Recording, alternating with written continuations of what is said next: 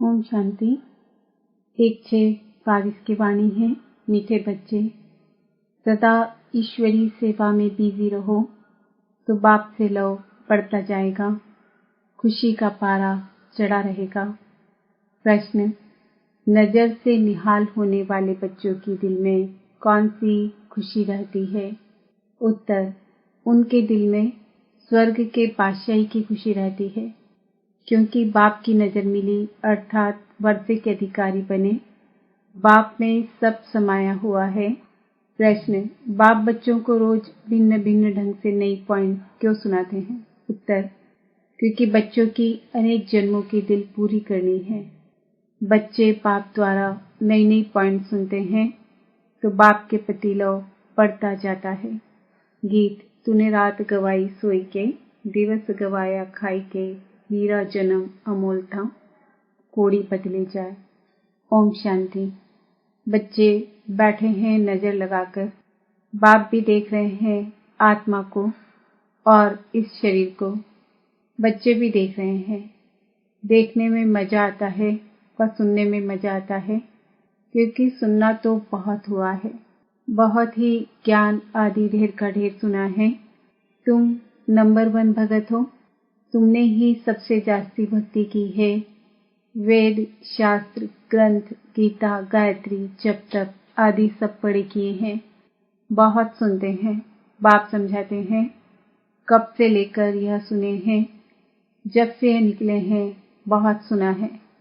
बाकी बाप से नजर मिलाना सो अभी ही होता है। नजर से निहाल होते ही हैं। यह एक श्लोक भी है।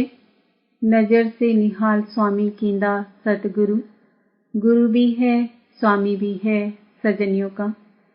नजर के सामने बैठे हैं, नजर से ही बाप को जानते हैं कि उससे हमको विश्व का मालिक बना मिलता है। बाप को देखने से दिल खुश हो जाती है, क्योंकि बाप से ही सब कुछ मिलता है। बाप में ही सब कुछ समाया हुआ है। जब बाप मिला, नजर के सामने बैठे हो, तो जरूर बच्चों को स्वर्ग की बादशाही का नशा भी चढ़ेगा। पहले बाप का नशा, फिर बादशाही का नशा। हम जानते हैं, हम अभी बाप के सामने बैठे हैं। देह अभिमान अब निकल रहा है। हम आत्माएं शरीर के साथ चक्र लगाते, पाठ बजाते बजाते अब हमारा बाप भी सम्मुख बैठा है। बाप के साथ खुशी होती ही है वर्षे की।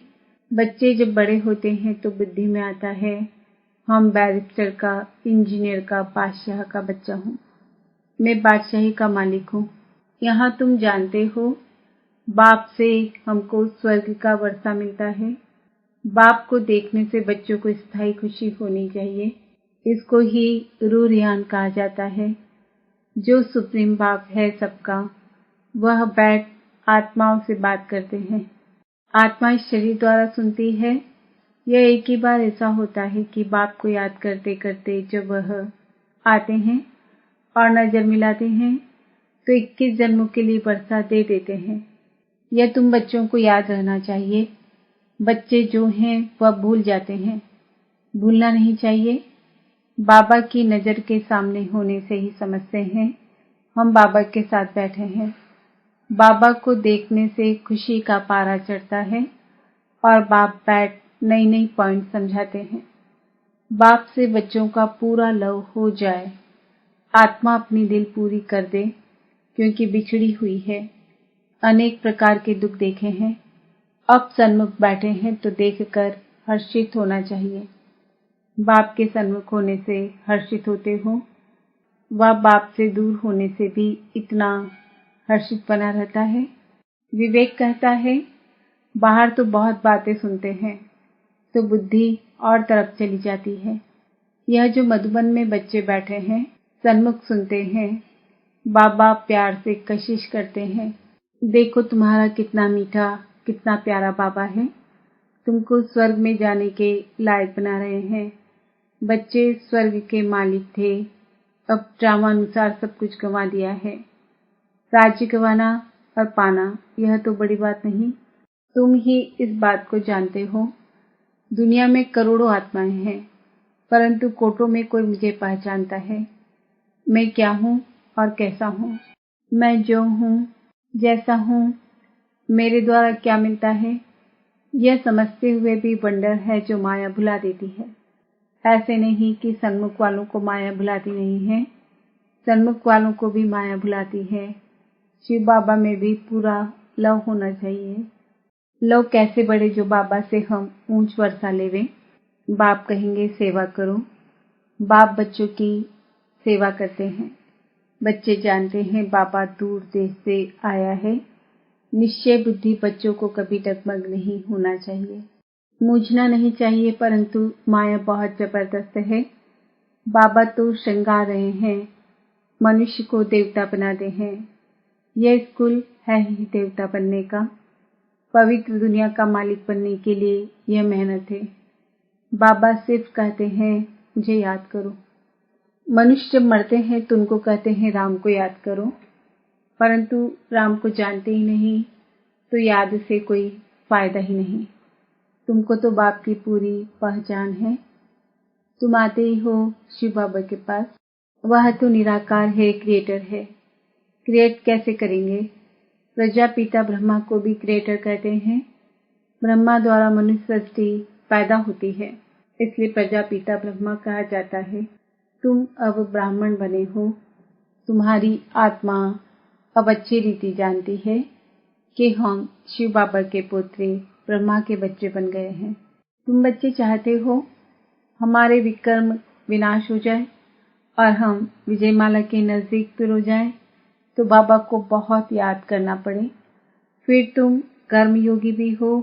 घर बार संभालते पवित्र रहना है, कमल फूल समान। यह मिसाल कोई सन्यासियों से नहीं लगता है। वह गृहस्थ व्यवहार में रहते कमल फूल समान पवित्र रह नहीं सकते। न किसको कह सकते हैं जो जैसा है वह ऐसा ही बनाएगा। सन्यासी यह कह नहीं सकते कि कमल सम पवित्र रहो। अगर कहे ब्रह्मा को याद करो, वह भी हो नहीं सकता। कहेंगे तुमने तो घर बार छोड़ा है, हम कैसे छोड़ें?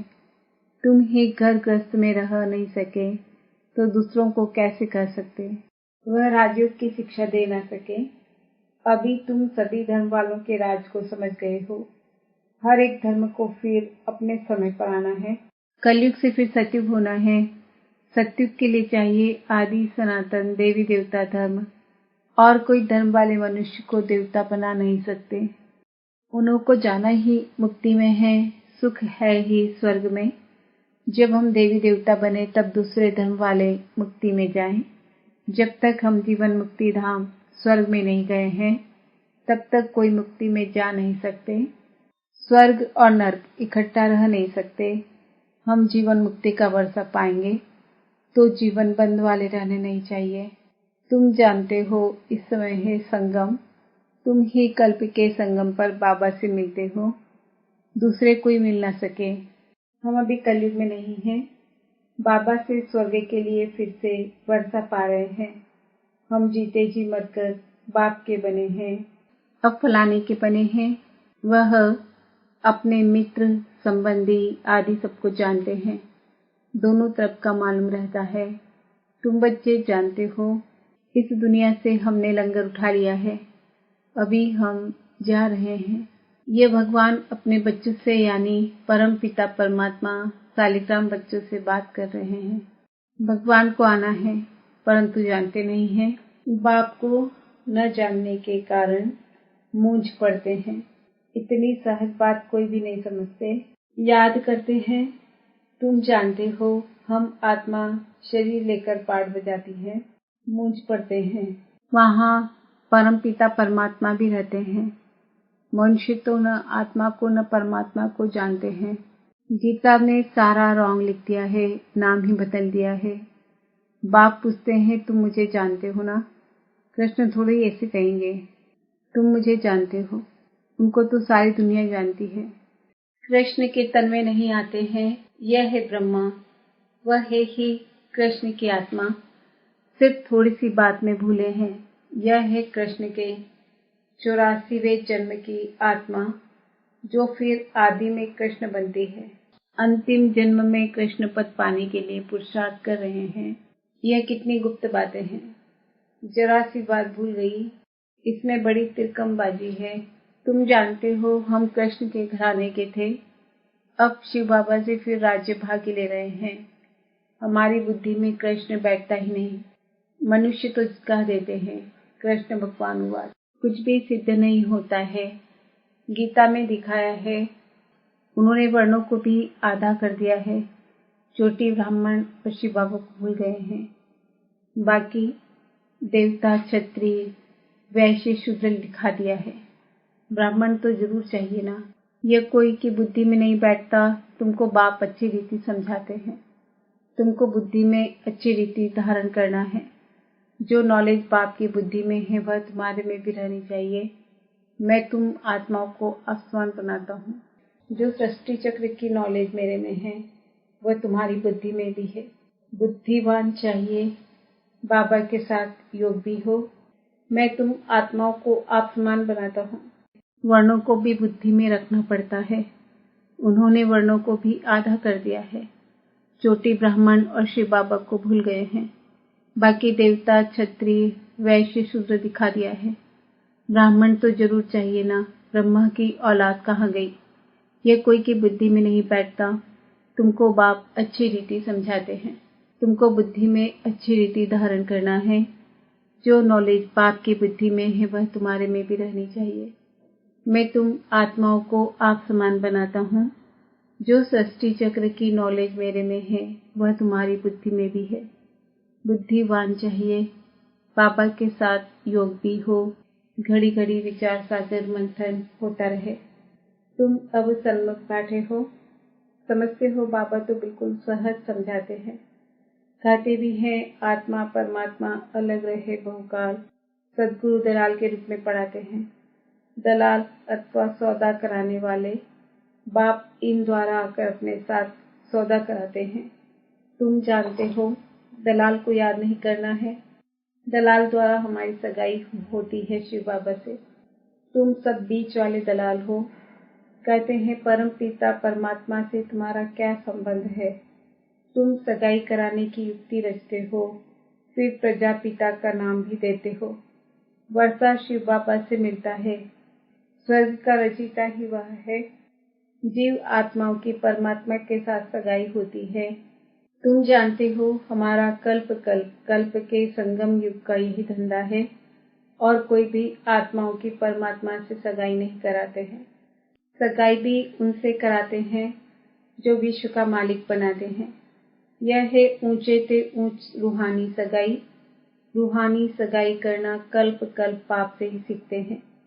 कल्प कल्प ऐसा होता है, कल्प कल्प मनुष्य से देवता जरूर बनते हैं। देवता फिर से मनुष्य बनते हैं। मनुष्य तो मनुष्य ही है, परंतु क्यों लिखा है मनुष्य से देवता की करत न लागी वार, क्योंकि देवता धर्म स्थापन करते हैं। तुम भी जानते हो इस सगाई से हम मनुष्य से देवता बन रहे हैं। सब कहते हैं क्राइस्ट से 3000 वर्ष पहले भारत हेवन था, परंतु बुद्धि में नहीं आता है। भारत पहले स्वर्ग था। अभी भी कितने मंदिर बनाते हैं, परंतु सबकी उतरती कला है। हमारी है चढ़ती कला। चढ़ती कला में 1 सेकंड लगता है। अच्छा, मीठे मीठे सिकिल दे बच्चों प्रति माता पिता बाप दादा का याद प्यार और गुड मॉर्निंग। रूहानी बाप की रूहानी बच्चों को नमस्ते। हम रूहानी बच्चों की रूहानी बाप दादा को याद प्यार, गुड मॉर्निंग, नमस्ते, ओम शांति। धारणा के लिए मुख्य सार, कभी भी किसी बात में मूंझकर निश्चय में ऊपर नीचे नहीं होना है। घर बार संभालते कर्म योगी होकर रहना है। विजय माला में नजदीक आने के लिए पवित्र जरूर बनना है। बुद्धिमान बनने के लिए ज्ञान का विचार सागर मंथन करना है। सदा सेवा में तत्पर रहना है। आप समान बनाने की सेवा करनी है। वरदान, बाबा शब्द की स्मृति से हद के मेरेपन को अर्पण करने वाले बेहद के वैरागी भव। कई बच्चे कहते हैं मेरा यह गुण है, मेरी शक्ति है। यह भी गलती है। परमात्मा देन को मेरा मानना यह महापाप है। कई बच्चे साधारण भाषा में बोल देते हैं मेरे इस गुण को मेरी बुद्धि को यूज नहीं किया जाता, लेकिन मेरी कहना माना मेला होना यह भी ठगी है। इसलिए इस हद के मेरेपन को अर्पण कर सदा बाबा शब्द याद रहे, तब कहेंगे बेहद की वैरागी आत्मा। स्लोगन: अपनी सेवा को बाप के आगे अर्पण कर दो तो सेवा का फल और बल प्राप्त होता रहेगा। आज का सम्मान है, मैं बेहद की वैरागी आत्मा हूँ। ओम शांति।